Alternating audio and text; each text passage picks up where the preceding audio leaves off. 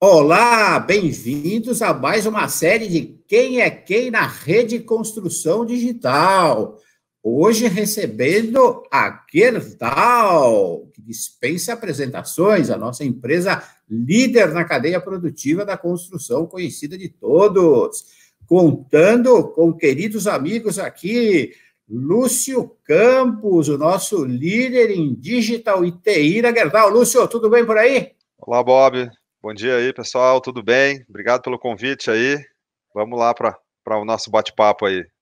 Isso, temos aqui também a nossa querida Rosane Vilacqua, a nossa coordenadora especialista em construção metálica lá na Gerdau. Aí, Rô, como é que estão aí? Tranquila?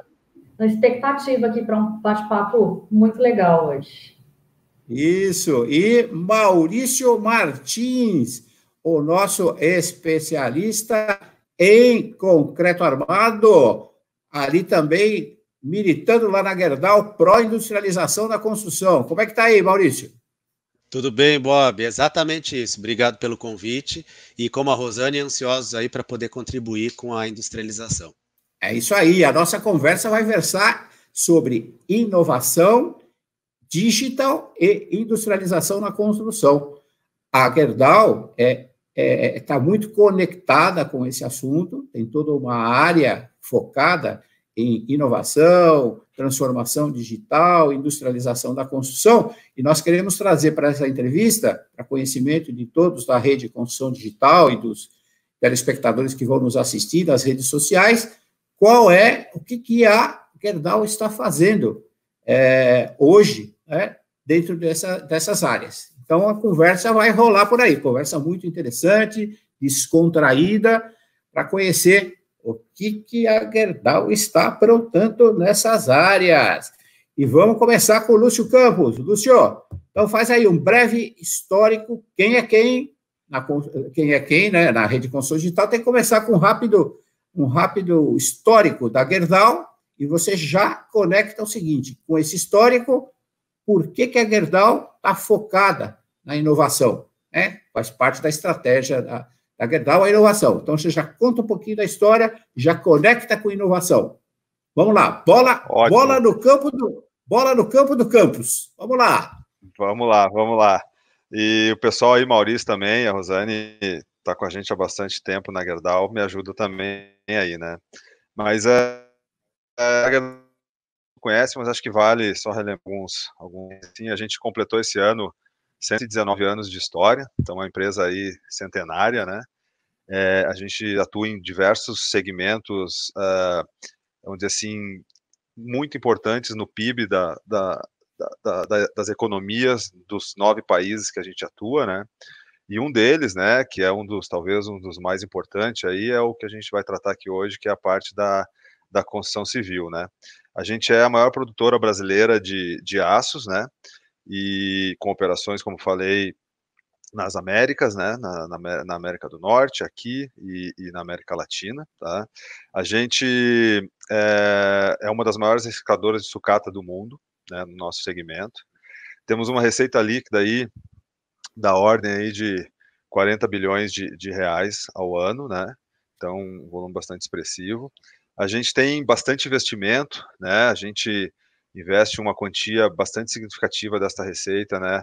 Em investimentos dentro da nossa organização. Projetos sociais também é uma vertente bastante importante que a gente prega muito aqui, né? Assim como ações ambientais, né? Para preservação do meio ambiente nas comunidades que a gente atua, né? E também temos programas aqui internos, né? De empreendedorismo, e também conectados muito com o ecossistema, onde a gente tem vários programas também de empreendedorismo aí com os ecossistemas, né? Nós estamos na parceria com o CTE e com a Rede Digital já há 2 anos, a gente, desde o princípio, acreditou nesse trabalho que todo o time do CTE, capitaneado aí pelo Bob, tem feito, né? De trazer realmente a digitalização para o setor, a industrialização, né? E realmente nos levar num outro patamar dentro da construção civil como um todo, né? Então, assim, de forma institucional, esses são os grandes motivadores nossos, né?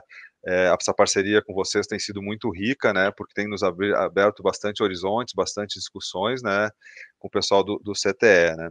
Nós vemos trabalhando aí, pessoal, nos últimos anos, numa modernização da nossa companhia, né. A gente cada vez mais quer se tornar uma empresa mais aberta, mais ágil, mais simples, né, e com muita diversidade, né. A gente vem trabalhando bastante nesse tema de diversidade, porque a gente acredita que um ambiente diverso, ele é muito e é o que propicia muito a inovação, né. A inovação, a digitalização, né, as novas ideias. E nessa linha, né, faz parte dos nossos princípios, né, a gente tem uma lista de princípios que a gente segue e que vem nos ajudando bastante nessa transformação digital, como o Roberto falou no início aí na abertura, né.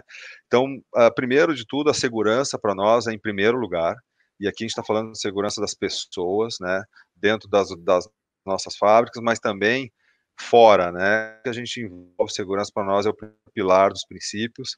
Cada cliente é único para nós, a gente olha cada cliente como um cliente único, as suas necessidades específicas, né, e a gente tem muito, Bob, conectando com a tua segunda parte, né, do que a gente tem feito, porque que a gente acredita na inovação, tudo, a gente acredita muito, né, no aprender, desaprender e reaprender, né, a gente vem, como falei, modernizando a nossa cultura, onde a gente quer realmente ter um ambiente que permita os erros, que permita as pessoas trazer as suas ideias, que permita as pessoas cometerem os seus erros, para que possam aprender junto. Um outro item que a gente prega muito nesse ambiente de inovação e digitalização e de geração de novos modelos é o ambiente colaborativo, né? Não tem mais aquela do eu fiz ou fulano fez, não. Todos fizeram, todos contribuíram, e cada vez que você agrega mais cabeças pensantes numa ideia, numa que possa parecer ainda bastante prematuro, isso pode render grandes frutos e nos dar talvez um modelo de negócio até diferente, né? Quando fala de inovação, Bob, eu vou aqui, aí qualquer coisa tu me corta, mas respondendo a parte de inovação, a gente trabalha basicamente com 3 teses, né? Ou 3 vertentes, né? A primeira vertente é como que a gente trabalha na digitalização do nosso negócio core, que é a produção de aço, né, para os diversos segmentos, e aqui no caso a construção civil, né. Então a gente foca, que é um pouco do que o Maurício e a Rosane vão trazer, o que a gente tem feito para trazer a inovação e o digital para dentro do ambiente core, dentro dos produtos de aço que a gente fornece para o segmento da construção civil. Essa é uma vertente. A segunda vertente, a segunda tese que a gente trabalha, são os serviços adjacentes, né? Ou seja, adjacente ao core nosso, que é produzir aço, o que eu posso agregar de serviço e novas soluções e deixar de ser uma empresa que entrega produto para ser uma empresa que entrega soluções completas para os nossos clientes e para todo o ecossistema que a gente trabalha, né?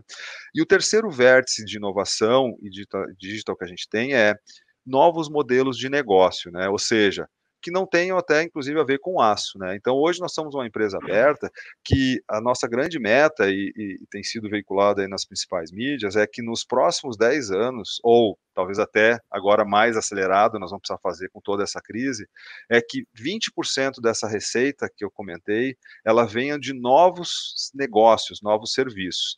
E aqui eu vou citar 2, assim, que pode ajudar. Um deles, a gente acabou de criar uma transportadora, né? Está divulgada na mídia, então assim, é um negócio diferente do aço, atende a cadeia do aço, atende a cadeia da construção civil no transporte das mercadorias e dos produtos, né, mas ela não necessariamente ela não é uma empresa vinculada à holding, ela é uma empresa criada por um movimento de empreendedorismo na Gerdau, e hoje ela é uma empresa independente. Um outro que está mais ligado ao setor da construção civil é a questão de fundações, então a gente vem estudando muito como entregar de fundações completa e não só a estaca ou o produto em si, para que alguém complemente a solução. Então isso também é uma outra ação que a gente tem feito nessa linha de novos modelos de negócio, tá? A vida é moldada em segundos, mas nossa evolução é contínua. O engenheiro que pensa no futuro, além de projetar carros e moradias, molda sonhos. O agricultor conectado, além de cultivar alimentos, molda uma produção mais sustentável. O médico que vai além de salvar vidas, molda nossa longevidade. O empresário, mais que gerar empregos e renda, está moldando uma sociedade melhor. assim como uma criança que, ao viver seus sonhos, molda um novo futuro. No meio disso tudo, o aço Gerdau, elemento sempre presente e indispensável. Parceiro, flexível, visionário. Gerdau, o futuro se molda.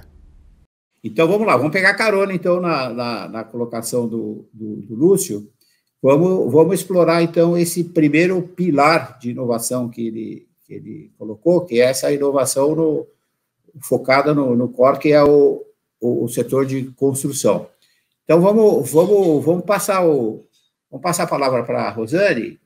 O que é que vocês estão desenvolvendo, focando, Rosane, a questão da construção metálica, né? Que iniciativas vocês estão desenvolvendo aí, inovação, ou apoiando iniciativas? O que vocês estão olhando nessa questão das estruturas metálicas, da construção metálica, steel frame, estrutura? Dá uma geral, como é que vocês estão trabalhando nessa linha? Bom, a Gerdau sempre foi conhecida no mercado como uma grande produtora de aço, né? Começamos a trabalhar com foco na construção civil convencional, né? E já há muitos anos a gente começou, aos poucos, a criar produtos na linha da construção metálica, né? Então, o primeiro produto efetivamente pensado para a construção metálica foi o perfil estrutural, que a gente já tem mais de 10 anos desse produto no mercado. Depois, com a entrada de aços planos, nós conseguimos melhorar muito o nosso portfólio. Então, hoje a gente tem um portfólio para a construção metálica muito completo, né? E basicamente todos os fabricantes do Brasil são nossos clientes, de alguma maneira usam o nosso material, né? Então, desde a época de quando o perfil estrutural nasceu dentro da Gerdau, nós já começamos a trabalhar essa questão da industrialização, né? Esse foi um produto que veio para ajudar muito os fabricantes, principalmente de pequeno e médio porte, né? Por ser um produto muito mais fácil de se trabalhar do que o que se tinha no mercado, e aos poucos a gente foi conseguindo introduzir esse conceito, né, de se trabalhar com perfis mais prontos ao longo do tempo. O tempo foi passando, o mercado foi amadurecendo, né? Hoje a estrutura metálica já é uma opção consolidada no mercado, mas ainda temos um horizonte muito grande, né, de obras que a gente pode atuar, e a participação desse tipo de construção no Brasil ainda é muito baixa e está muito aquém do que a gente vê aí ao longo do mundo. Então, o nosso entendimento nessa área vai muito em linha o que é possível fazer para melhorar os índices de produtividade da construção civil, né? E uma dessas opções é exatamente trabalhar com estruturas mais industrializadas. E aí a metálica vem como uma solução que faz muito sentido dentro desse contexto como um todo, né? Vou usar aqui um pouco as palavras do seu Otto, que é uma pessoa que fala com grande propriedade sobre esse assunto, né? Não adianta eu ter todos os demais subsistemas industrializados se eu chego na obra e tenho um chassi, né, uma estrutura que não tem uma tolerância que me permita adaptar esses materiais que vêm com uma precisão dimensional milimétrica à realidade de obra, né? Então, a gente entende a estrutura metálica como uma parcela fundamental dentro dessa melhoria de qualidade e de produtividade das edificações. Então, nós temos trabalhado em várias frentes diferentes, né? A gente tem trabalhado muito forte na formação dos profissionais, porque hoje no Brasil nós ainda não temos uma quantidade suficiente de profissionais com expertise para dimensionar, enfim, tanto de arquitetura quanto de engenharia, né, para trabalhar com estrutura metálica. A gente tem uma realidade no Brasil que é muito particular, né? O projetista de concreto não trabalha com metálica, o de metálica não trabalha com concreto, né? Então a gente tem feito esforços muito grandes junto até mesmo aos softwares de modelagem estrutural de dimensionamento, né? Por exemplo, o TQS hoje já tem na sua biblioteca um módulo específico de estrutura metálica, né? O que ajuda o profissional que já está mais habituado a trabalhar com concreto armado se sentir mais confortável para trabalhar com o aço, né? Em termos de arquitetura também, nós temos todo um trabalho que tem sido realizado em BIM, né? Então, trabalhando com bibliotecas BIM, trabalhando junto com outros parceiros para desenvolver toda essa questão das interfaces que é um ponto que ainda gera muita dúvida, principalmente no pessoal de arquitetura, como é que eu conecto uma laje a uma estrutura metálica, como é que eu conecto uma fachada, uma vedação interna, né, na estrutura metálica. Então, nós temos um trabalho muito vigoroso de material técnico que nós contratamos aí os melhores profissionais no mercado, né, para trazer esse conteúdo para o nosso setor, né? Com relação aos fabricantes, a gente tem um modelo de negócio que é muito legal, assim, que muda um pouco o paradigma do que se tinha na construção metálica até então, né? Então, nós conseguimos comercializar a partir de quantidades muito pequenas para todos os fabricantes, então a gente consegue atender aí o mercado no máximo da pulverização, então desde o maior fabricante até o pequeno, desde o fabricante que compra diretamente da Gerdau até o que vai comprar na nossa rede de distribuição. Então a gente tem uma pulverização muito grande do material, né? Então a gente tem praticamente todo o nosso material aí à disposição em todo o Brasil, né? Na nossa rede própria e na distribuição independente também. Então, é um trabalho muito grande aí a várias mãos, né? E hoje nós temos nos posicionado, como o Campos já falou, né, como um elo dessa cadeia como um todo, né? Estamos tentando trabalhar como um grande integrador dos negócios, né? O nosso entendimento é que a Gerdau, pelo seu tamanho, pela sua importância dentro da cadeia, tem que trazer esses parceiros, né, para que a gente não trabalhe simplesmente fornecendo aço, né, mas fornecendo solução. Quem tem uma obra não está interessado em comprar o perfil estrutural da Gerdau, está interessado em comprar uma estrutura pronta, se possível até com as fachadas, com as vedações, com todos os demais subsistemas. Então, é um esforço muito grande que a gente tem feito aí desde a fundação, né? Então, a gente consegue ter aço desde a fundação com um perfil metálico cravado, né? Até a estrutura como um todo e complementando todos os demais subsistemas que vêm aí para dar essa produtividade que tanto a gente fala e cobra dentro do nosso setor da construção civil. Muito bom. Uma aula. A professora Rosângela deu uma aula sobre a construção metálica. Boas iniciativas. Vamos dar uma passada para o Maurício, para ele dar uma aula também sobre o papel da Gerdau nesse assunto. Aí a gente começa a fazer uma rodada, porque tem algumas questões aqui a serem levantadas a partir dessa provocação que a Rosane fez. Muito interessante. Maurício, beleza. E aí? E na área do concreto? Da pré-fabricação, da industrialização, utilizando o concreto armado aí, o que vocês têm feito? Quais as iniciativas da Gerdau nessa área? Excelente, Bob, obrigado. Complementando um pouco o que a Rosane comentou, então, né, Bob, quando a gente pensa em industrialização, em estar garantindo uma produtividade maior para as obras, imediatamente a gente pensa em produção off-site, ou seja, a gente tira parte da produção da estrutura do canteiro. E aí, automaticamente, a gente associa a pré-fabricação ou a estrutura metálica. São iniciativas que podem trabalhar com complementares, como tu bem comentou, e, historicamente, a gente sempre trabalhou isolado. Então, uma edificação é toda de pré-fabricado ou é toda de estrutura metálica. Esse é um ponto importante que eu acho que a gente pode convergir e ganhar. Quero começar comentando um pouco sobre o panorama aí que a gente entende do segmento aí de pré-fabricados e pré-moldados. Então, ele sempre teve uma relevância muito grande para o negócio da Gerdau. A gente vem atendendo esse segmento há muitos anos e ele sofreu muito nos últimos anos, principalmente nos últimos 10, por conta da crise e da dificuldade aí da gente avançar, principalmente em obras de infraestrutura e indústria, que são dois nichos que a pré-fabricação entrava muito bem. Hoje é um outro momento, né, Bob? Mesmo antes do Covid, a gente já via um movimento de aumento de produtividade das estruturas e da construção civil em geral, e se via fomento na pré-fabricação. Pós-Covid, faz mais sentido ainda a gente avançar. O que se precisa, né? Ele é um segmento que ele precisa de um fornecedor com proximidade, como o Bento comentou. Então, a Gerdau tem que se colocar apta a atender esse segmento. Com o quê? Com produto, com agilidade de atendimento, produtos customizados, que vai garantir a competitividade do pré-fabricado.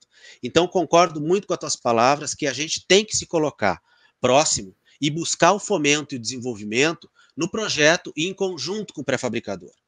A pré-fabricação entra no Brasil há muitos anos, lajes pré-fabricadas a gente utiliza e subutiliza muitas vezes, a gente não consegue ter os ganhos totais do sistema, talvez por uma quebra do segmento, e a gente sabe como a indústria da construção é segmentada, então os fornecedores, o fabricante e a obra têm pouca conexão, a gente não consegue estar tendo os ganhos que a gente poderia ter.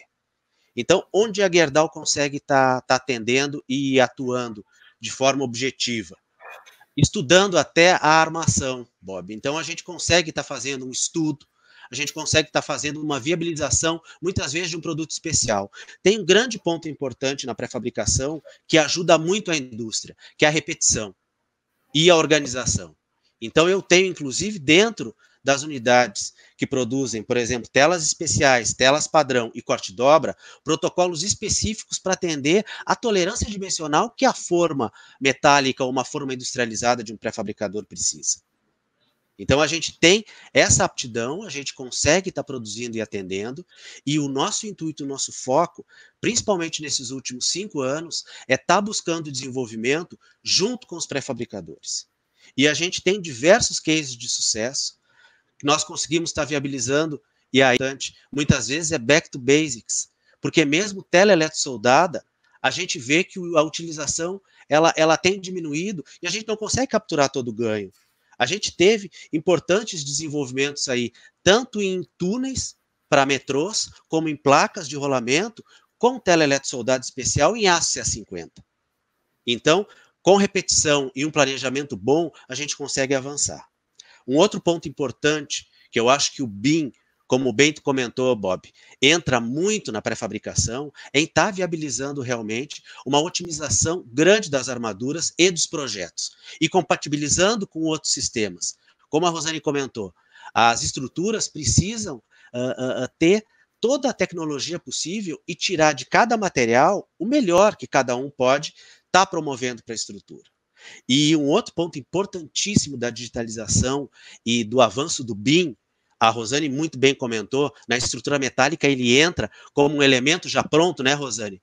Mas na estrutura de concreto armado, eu preciso de um passo adicional, que hoje os softwares estão indo e está avançando. E hoje, Bob, eu consigo estar extraindo de um modelo 3D ou 4D do BIM informações das armaduras e eu consigo estar imputando diretamente dos meus equipamentos para corte-dobra, por exemplo. Olha a vantagem em tempo, em agilidade e competitividade da solução. Então, uma coisa que nós comentamos muito, e eu e a Rosane comentamos bastante falando em produto e solução, é que a gente tem que dar subsídio para o sistema ser competitivo, né, Rosane? Então, a estrutura metálica precisa ser competitiva. Muitas vezes, com alguns elementos em concreto, outros elementos em madeira. Então, essa competitividade vem muito do fabricante. E eu acho que no momento que se está, Bob, e nas dificuldades que a gente vê pela frente, e no grande desafio que tem, a Gerdau, como uma grande empresa, ela precisa fomentar, ela precisa dar o apoio e ela precisa dar o subsídio. Então, a gente tem uma equipe técnica apta, a gente tem projetistas parceiros para fazer essa avaliação e adaptação, e a gente consegue estar atuando na etapa do projeto. Exatamente onde a metálica também precisa entrar. Entrando antes, né, Rosane, a gente consegue dar produtividade e a gente consegue garantir uma boa adesão e um sucesso aí de um projeto em pré-fabricação. Perfeito. Deixa eu pegar aprofundar em 2 pontos que foram levantados pela Rosane, pelo Maurício, e aproveitando a fala do Campos também. Nós tocamos num ponto que, para mim, é essencial, que, na verdade, que deu origem à criação da rede de construção digital, que depois colocou a industrialização em pauta também, que é a questão da produtividade do setor. Essa é a questão central, né? Todos os estudos, nós já sabíamos disso, né? As empresas aí, a McKinsey, Boston Consulting, todo estudo que se faz, constata o seguinte: a produtividade da construção civil está estagnada. A boa notícia, não é uma boa notícia, mas é que pelo menos nos confortou no Brasil, é que não está estagnada só no Brasil, está estagnada no mundo, né, ao longo do tempo. Então, industrialização, transformação digital, vem para o quê? o objetivo de elevar a produtividade. Por isso que ela cria uma rede. Quando eu percebi o seguinte, não adianta ficar incorporadora olhando para o seu umbigo, construtora olhando para o seu umbigo, fabricante olhar para o seu umbigo, projetista idem, empresas fornecedoras de tecnologia, temos que juntar isso tudo e fazer um esforço setorial para aumentar o quê? A produtividade. Quais são as ferramentas? Transformação digital, industrialização. Não tem saída. Isso não é invenção nossa, é a constatação de todos esses estudos. Então, a pergunta que eu queria colocar, eu queria aprofundar um pouco desse assunto, que é o seguinte, como que... E vocês têm uma área de digital e uma área de industrialização. Como é que vocês veem, e vocês estão praticando mais ainda, né, a conexão disso? Como é que a gente une transformação digital, une o mundo digital e o mundo industrialização e junta? Vocês deram algumas pistas aí, eu quero que vocês aprofundem um pouco mais. Como é que vocês estão fazendo isso? Junta esses dois mundos para a gente avançar na questão de aumento de produtividade. Quem começa?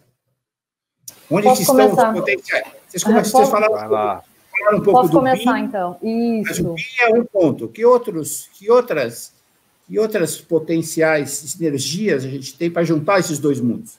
Eu vejo alguns caminhos. Exatamente. Acho que o BIM é um fio condutor para isso tudo, né? Quer dizer, a gente passar a trabalhar todas as disciplinas dentro de uma mesma plataforma, trabalhar a compatibilização de projeto, isso tudo em real time, acho que dá uma perspectiva muito melhor para a qualidade dos projetos, né? Isso é um ponto. O Maurício já abordou uma outra questão que vem muito de encontro com a digitalização, que hoje, os equipamentos de produção de estruturas metálicas, ou seja, corte, furação, enfim, já estão plenamente aptos e conectados com os softwares de detalhamento. Então, você tem um software onde você faz o modelamento dentro do BIM, você vai fazer o cálculo, o dimensionamento da estrutura, vai exportar esse arquivo para dentro de um software de detalhamento que vai gerar um CAN, né, um arquivo que vai ser lido automaticamente pelo equipamento. Então, só por aí a gente já tem um ganho muito grande de produtividade. Mas acho que é muito mais do que isso, né? É a gente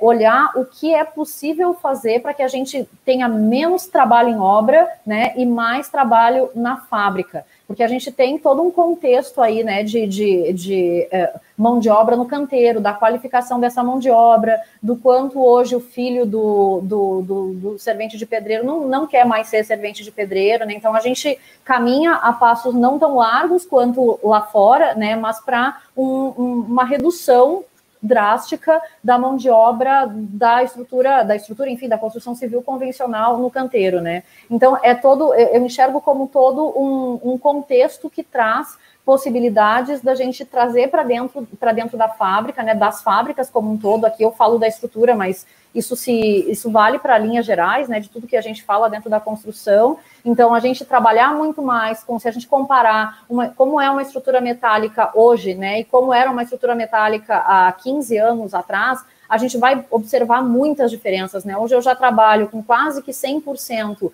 das estruturas parafusadas, né? Então eu não tenho mais solda no canteiro de obra, eu não tenho mais cortes no canteiro de obra, a gente trabalha com toda uma tecnologia, por exemplo, nuvem de pontos, né? A gente lá atrás não era incomum a gente ter problemas por conta de erro de locação de fundação, ou quando você tem a conexão de uma estrutura de concreto com uma estrutura metálica, você ter esses problemas de tolerância dimensional, ou seja, a gente hoje pode usar toda a tecnologia que temos à disposição, né, para trazer isso para dentro dos projetos e das fábricas, né? Se eu tenho uma nuvem de pontos e eu posso utilizar, se eu tenho uma tecnologia com drone que me garante eu conseguir gerenciar muito melhor o avanço da obra, né? Se eu tenho a possibilidade de produzir um material fora e trazer ela para dentro do canteiro praticamente just in time, isso tudo né, é parte da industrialização, né? O desperdício que a gente reduz de forma muito importante quando a gente traz para dentro da fábrica a produção, né? Então, a gente tem alguns exemplos de parcerias que a gente tem feito, e um deles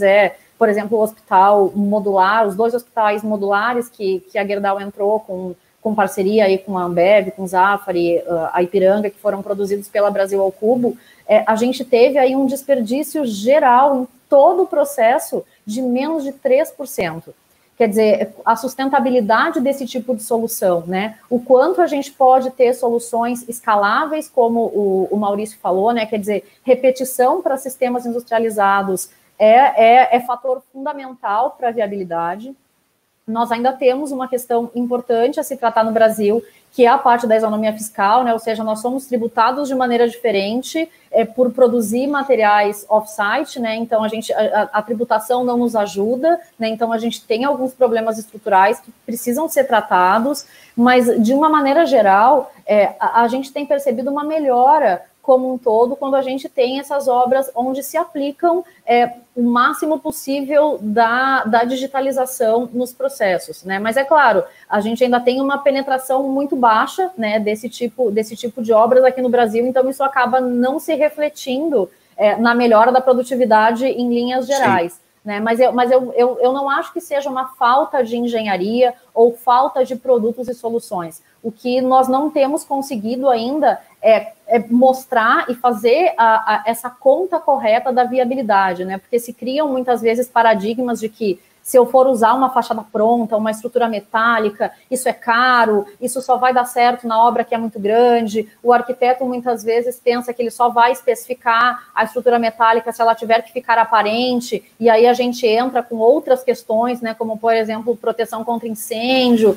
Enfim, nós ainda temos uma tarefa muito grande enquanto setor, né, de trazer mais informação, mais tecnologia, falar um pouco mais dos cases que deram certo, mostrar um pouco mais sobre como deve ser feita, né, a conta da viabilidade de um empreendimento, e aí a gente vai observar que eu não posso comparar estrutura versus estrutura, né? Eu passo a olhar para o empreendimento como um todo, o quanto eu reduzo na carga de fundação utilizando um sistema que é mais leve, né? O quanto a gente reduz de desperdício por utilizar uma laje que está perfeitamente nivelada, né? Quem trabalha com obra sabe o quanto a gente consome a mais de concreto numa laje quando a gente tem problemas de nivelamento, né? Então, todos esses fatores, eles precisam entrar na conta, né?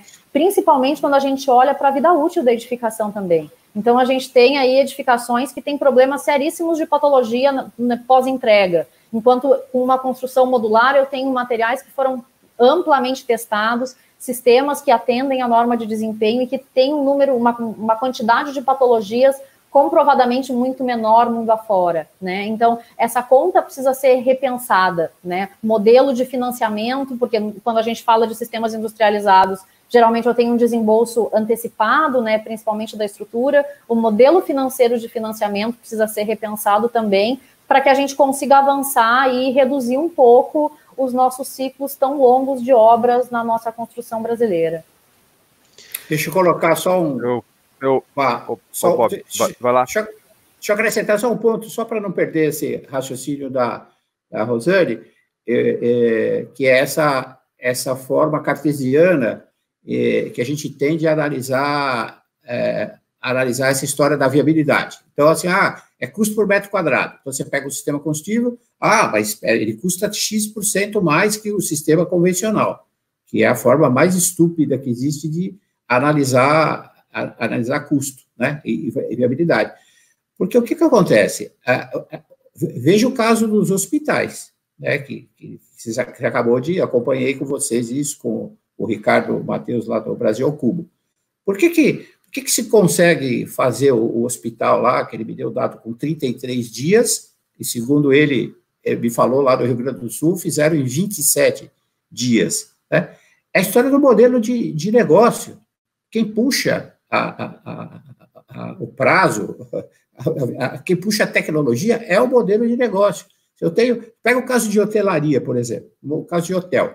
Eu preciso colocar o hotel para funcionar em X dias. Quem manda a tecnologia é a TIR, é a taxa interna de retorno do negócio. Então, se eu preciso colocar um negócio para funcionar em X tempo, porque eu vou ter uma rentabilidade, uma taxa interna de retorno para X, que manda, é ela que puxa a tecnologia.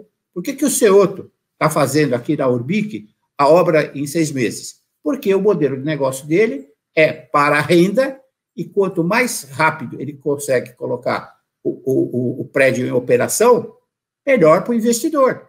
porque a taxa interna de retorno é menor. Então, ele consegue. Por que isso não dá para aplicar para o sistema financeiro, o cara que trabalha com FGTS, que tem que fazer em 24 meses? Porque o cara trabalha com modelo de financiamento, como você falou, 30% ele trabalha com o dinheiro do cliente e 70% é financiado pelo banco. Então, o cara está amarrado nisso aí. Não adianta ele fazer a obra em 12 meses, porque o cliente não vai ter o dinheiro para pagar. Então, nós estamos encapsulados, presos com um modelo de financiamento. Se a gente não mudar, isso aí não funciona.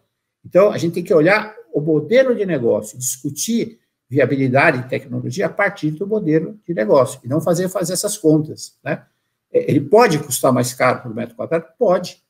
Não tem nada a ver uma coisa com a outra. Só que ele gera mais taxa interna de retorno para aquele negócio. É isso que nós temos, esse paradigma que nós temos que considerar. Fora todos esses que você colocou. Menos carga da fundação, menos desperdício, fatores outros que não são só custo de operação, como você falou. Muitas vezes faz o custo por metro quadrado de produção e o custo e os 50 anos de operação. Quanto é que vai custar esse negócio? E os custos de energia, de água, de patologia, de assistência técnica. Né? Então, só para não perder. Campos, a bola volta para você agora. Aproveitar. Só deixa eu complementar, porque é exatamente o que o Bob comentou. Então, assim, complementando, Bob, o que tu disse e o que a Rosane, a avaliação do custo do ciclo de vida, né?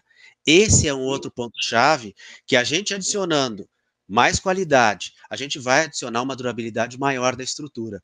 E aí, certamente, tu vai ter um desempenho melhor ao longo do tempo, exatamente o que tu comentou. Então, esse ponto, e isso é muito latente fora do país. Toda edificação nos Estados Unidos, por exemplo, tem um custo do ciclo de vida e muitas vezes viabiliza o uso de tecnologia, de produtos de melhor qualidade, de maior custo, mas um custo direto que a gente sabe que é o menor custo, que é o custo da construção. Ao longo da vida útil, eu consigo diluir e tenho uma eficiência melhor da edificação. Campos, manda a bala aí. Não, só queria pegar o gancho, assim, que vocês estão falando é o custo da solução final, né, e não o custo unitário ou parcial das coisas, né, que isso serve não só para a construção civil, mas serve para todos os outros projetos que a gente vai fazer, né. Mas a minha colocação era trazer um pouco do viés de pessoas nisso, né, porque um pouco da pergunta é assim, como que a gente tem feito isso, como que a gente tem conectado, né, essa cadeia, tudo. Mas aqui para mim, pessoal, passa muito pela questão do change management das pessoas também, né? A gente sabe que o setor vem avançando, né? Vem se unindo, né? E vem se conectando. Mas tradicionalmente a gente sabe que o setor da construção civil não era assim, né? Era mais assim, eu vou com todo respeito à palavra, ele era mais individualista, né? Cada um dos seus produtores cuidava do seu produto, né? O outro cuidava e não tinha muita conexão. Então eu acho que dos segredos que a gente tem aplicado aqui na Gerdau também e que o setor aí, Bob, até pelas iniciativas que tu vem tentando integrar todos os players dessa cadeia, que não são poucos, é o change management das pessoas e entender que a união de vários desses processos, dos produtores, né, lá na hora do canteiro, da construtora, né, do arquiteto, do engenheiro, né, a união dessa cadeia toda é o que acho que tem permitido, e pelo menos para nós na Gerdau é fato, criar um pouco dessas soluções integradas, né, e parar um pouco de pensar somente no individual, né? Então, esses dois exemplos que vocês trouxeram, eles, claro, foram acelerados pela crise, mas a gente já vem praticando em outros exemplos que a gente tem, mas esse do hospital do Mboimirim, né, construído em 33 dias, 100 leitos, né, uma parceria Gerdau, Einstein, Ambev e Brasil ao Cubo, né? Veja só, 4 pessoas, né, podemos dizer assim, né, porque está na figura talvez dos CIOs ou de alguém, tomou a decisão nessas empresas de se unir para gerar uma solução que construísse em tempo recorde o que foi feito, assim como o exemplo de Porto Alegre. Aí que eu entro com a questão da parte de pessoas, do change management. Se tiver mais essa conscientização dos líderes, nós que somos líderes dentro das empresas, de construir as coisas em conjunto, de abrir a sua porta para o outro, que às vezes a gente acha até que é um concorrente, mas na prática pode estar construindo com a gente uma solução diferenciada que não concorre em nada com ninguém, é um produto novo, né? Então acho que esse é um aspecto que eu queria trazer do change, acho que ele é muito saudável, eu vejo esse movimento no setor da construção, eu acho que tem um espaço ainda enorme para as empresas se unirem mais e criar mais soluções construtivas que ataquem esses problemas sociais aí de moradia, que tem uma oportunidade enorme, a gente sabe o déficit habitacional que existe no país, né? E um outro aspecto que eu queria trazer na nossa fala é quando fala da tecnologia, né? Como que a tecnologia ajuda, né? A gente, na verdade, tem trabalhado muito como um indutor e um enabler, como um meio para que essas soluções aí que a Rosane e o Maurício estão trazendo, elas se viabilizem, porque tecnicamente não há mais limites na tecnologia para quase nada. Talvez poucas coisas ainda há limite. O resto a gente consegue fazer praticamente tudo com tecnologia, tanto as mais modernas, as mais básicas. Então eu vou dar um exemplo da fundação.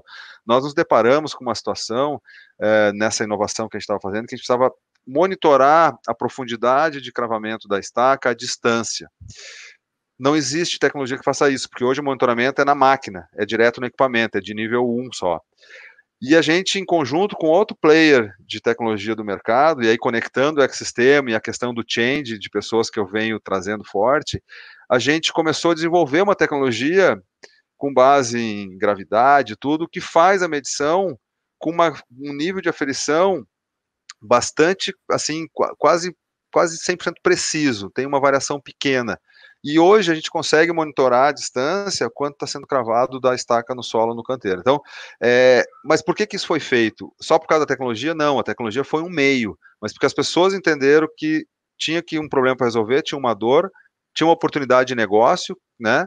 E unindo as pessoas a gente consegue fazer isso. Então eu queria trazer esse aspecto também do não técnico, mas das pessoas dentro da cadeia. Eu acho que tem uma força enorme quando as pessoas se unem para gerar soluções para o setor, sabe?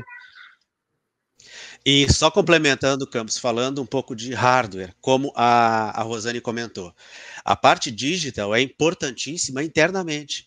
A Gerdau tem que estar pronta para conseguir tirar proveito e conseguir estar apoiando se todo o ambiente está se tornando digital. Então é o que a Rosane comentou, eu tenho que ter internamente uma digitalização elevada dos processos para eu conseguir capturar as oportunidades junto com o segmento de pré-fabricado ou segmento de construção metálica. Perfeito, eu acho que essa colocação do Campos é muito interessante, né? Essa mudança de mindset, né? Mudou e isso atinge não, internamente a empresa. A mudança de mindset, é interessante essa colocação dele, né? É setorial, né? Quando se abre união de forças setorial, para de olhar o próprio umbigo, né? Que é essa questão. Isso é poderoso na transformação. Aí eu quero colocar uma questão que é exatamente essa. Eu tenho uma visão sobre essa questão de industrialização e eu quero ver como é que vocês enxergam isso. Eu tenho uma visão que é o seguinte: a industrialização da construção, ela vem do fabricante. Ela é puxada pelo fabricante. Por que é a industrialização? Ela vem desses sistemistas, né? A Rosane falou da visão do chassi, né? Tem um chassi. Ela vem do sistema. Pega a história para Geocuba, vocês deram um exemplo. O que é? Ela vem induzida pelo fabricante, que vai formando sistemistas, ou o sistemista da estrutura, ou o sistemista da fachada, ou um sistemista completo, como é o caso do Brasil Culto, mas ele vem formado, e o construtor, na verdade, é o cliente disso. Ele passa a ser um montador de sistemas, e tem o sistemista que vai fornecer isso para ele, certo? E essa visão, no Brasil, eu acho que ela não está clara. A indústria não está enxergando isso, a Gerdau acho que já enxergou. Não está enxergando isso, o próprio construtor está enxergando isso, o projetista. Eu queria ouvi-los sobre isso. Qual o papel da indústria que vocês veem na questão da industrialização?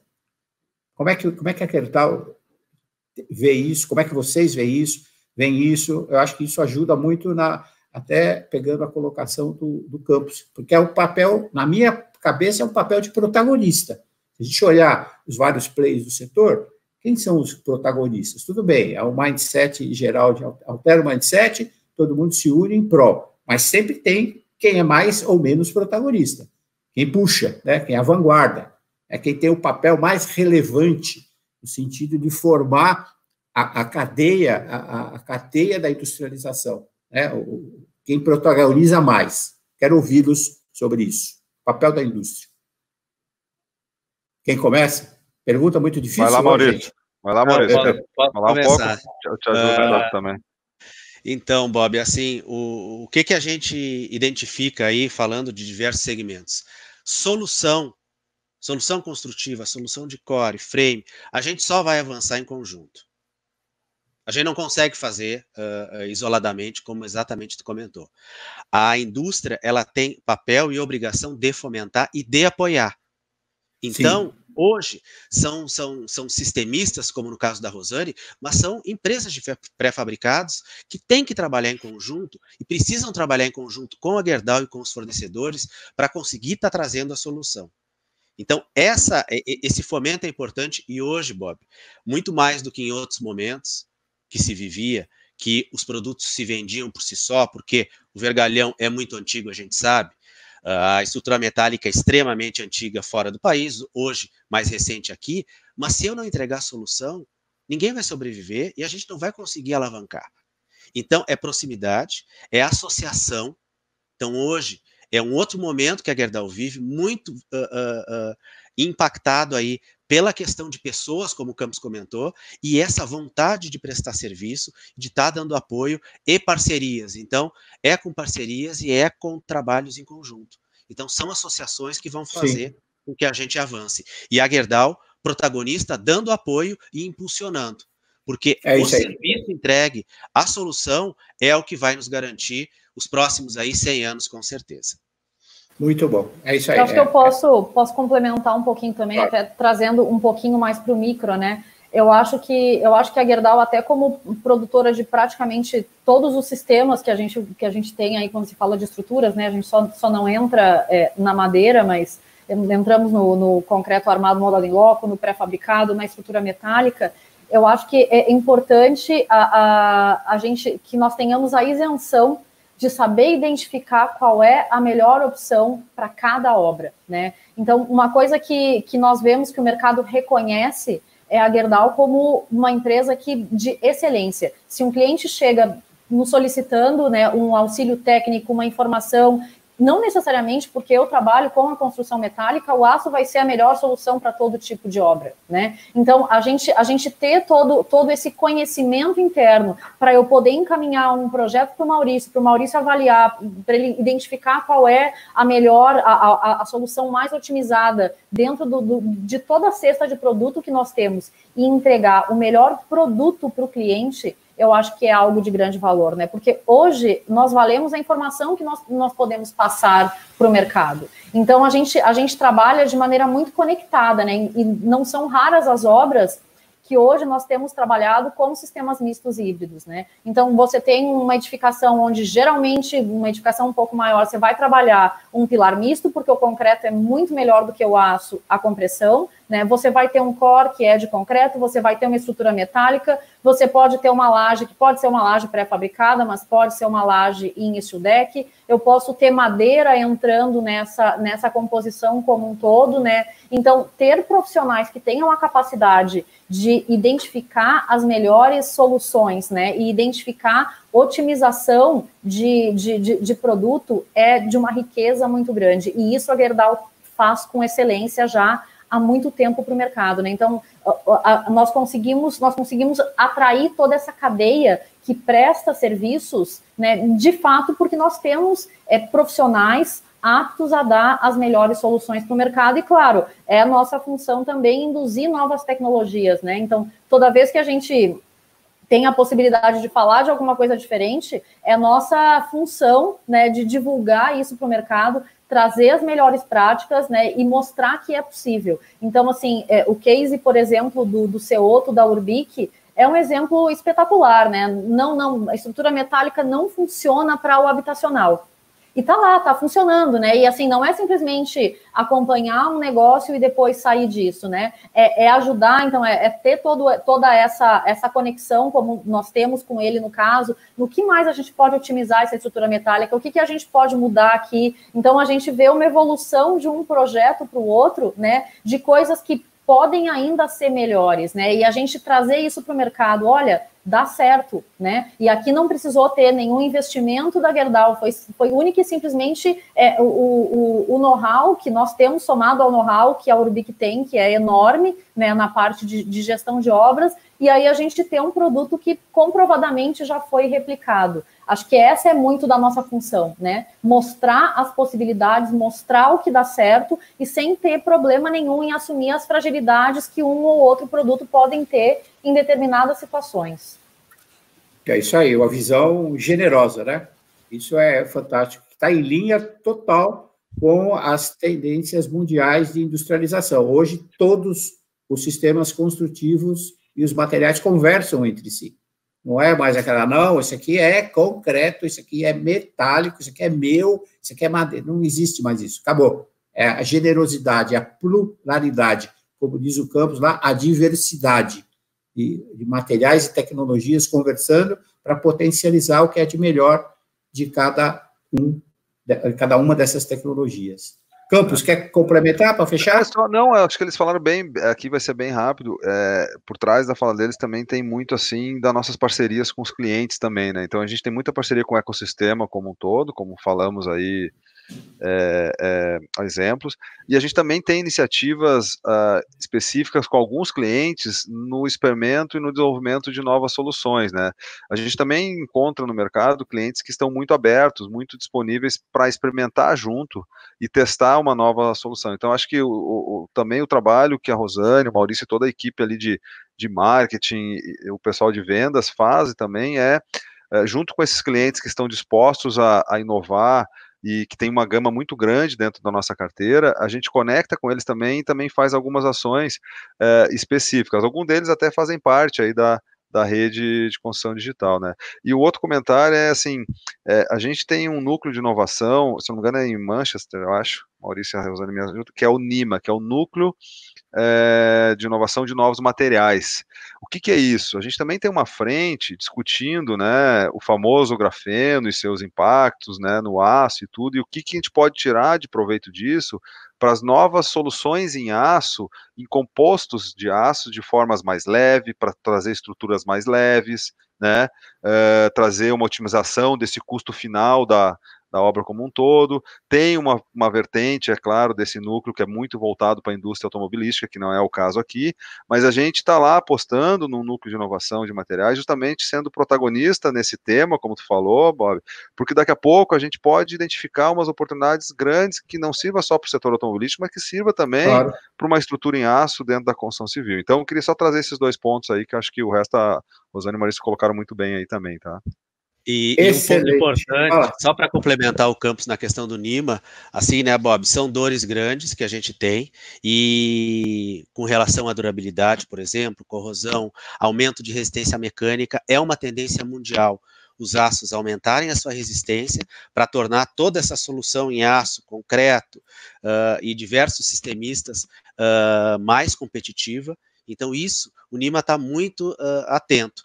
Buscar novas tecnologias e soluções, e o aço, né, minha gente, ele pode se transformar no que a gente quiser, porque adicionando ligas e adicionando outros elementos, ele ganha propriedades importantíssimas. Então, hoje a gente tem uma diversidade enorme. Então, tem muito campo para pesquisa também nisso, Bob. Novos produtos, novos compostos aí que nos ajudem a ter mais competitividade mesmo como solução. Muito bom, excelente, que papo, que conversa boa que estamos aqui, hein? Fantástico. Acho que deu uma visão bastante interessante, informações preciosas e aí um posicionamento fortíssimo, né, da Gerdau. Acho que para todos que vão assistir aqui, acho que a Rosane, o Maurício e o Campos vão ser solicitados aí pelos participantes da rede. Acho que novas parcerias vão surgir e aí muita informação preciosa. Então, acho que eu gostaria de agradecer, começar pela dama, a nossa dama da construção metálica, a Rosane, pelas preciosas informações. Professora Rosane, que deu uma aula, ao Maurício. Aí muito também, obrigada. Pelo contribuir bastante aí com a discussão. E aí ao Campos também, nosso digital e tecnologia da informação, cada um com a sua sua expertise, né, complementando. Agradecer aí a contribuição, acho que foi super legal a conversa, super valiosa, acho que tranquilo, acho que contribuiu bastante. E vamos em frente. Que bom, obrigado aí.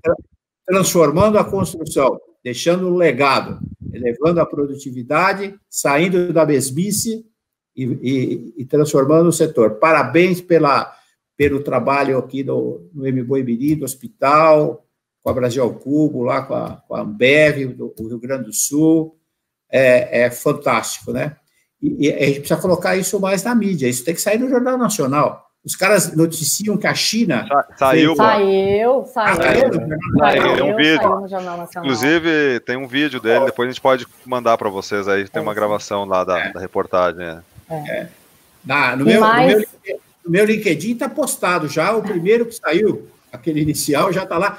Você sabe que foi um dos posts que mais teve visualização e curtidas no meu LinkedIn? Olha que interessante. Legal, né? Que legal. Tudo que ataca causas sociais, é impressionante a movimentação que está tendo no Brasil, né, para causas sociais, né, moradia, saúde. Né, o que for, né, é muito legal. Isso explica talvez o recorde de likes lá, né, Bob? Não, que enobrece a engenharia brasileira, né? Você colocou perfeito. Não é só na China, como tu falou, né? A gente também consegue, né? China, nós botamos lá. Não, e tem um detalhe, na China, isso é um detalhe, eles montaram a obra em 20 dias. Os nossos 33 dias foi do zero. Foi da assinatura do contrato à entrega da chave do hospital. E acho que um ponto também interessante para a gente destacar nisso, né? O da China foi um hospital de campanha para ser desmontado, né?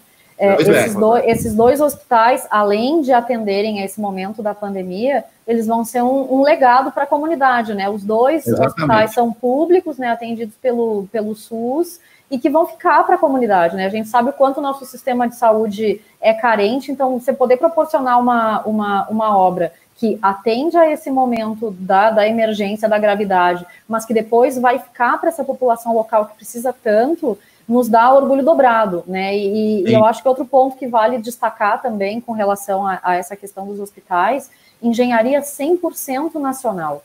Né?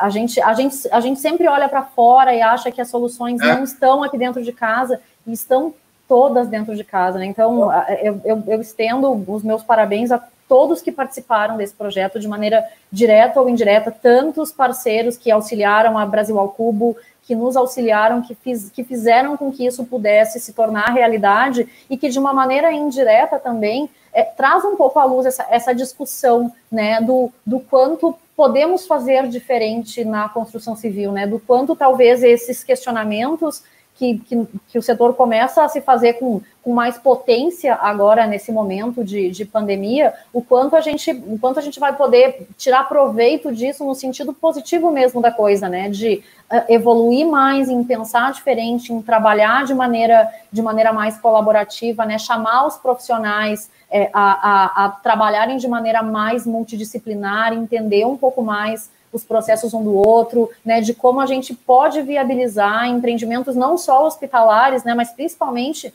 quem sabe se a gente não vai conseguir, daqui a pouco, uma solução para resolver, se não resolver, mas pelo menos mitigar um pouco o grande problema habitacional que nós temos no Brasil, né? Então, acho que isso é um pouco da nossa função, e que eu posso dizer que é uma grande honra trabalhar pela Gerdau nesse projeto e nesse movimento, né, para que a gente consiga proporcionar melhoria de qualidade de vida para todo mundo. Acho que isso é muito rico. E, Rosane, só para fechar, Bob, por trás de tudo isso, assim, a gente redefiniu o nosso propósito aí acho que foi no ano passado, e por trás de tudo isso tem um propósito que está sendo, assim, muito usado por nós dentro da empresa, com muito empoderamento, que é realmente assim, o nosso propósito é empoderar as pessoas para construir o nosso futuro. E essas ideias, algumas que a gente tem falado aqui, tudo, ela nasce das pessoas lá dentro, que estão com essa abertura, com esse empoderamento para criar essas soluções, construir, experimentar, errar, sem o medo, né, de ser repreendido, né? Então, acho que isso tudo tem a ver, assim, para fechar, com cultura, né?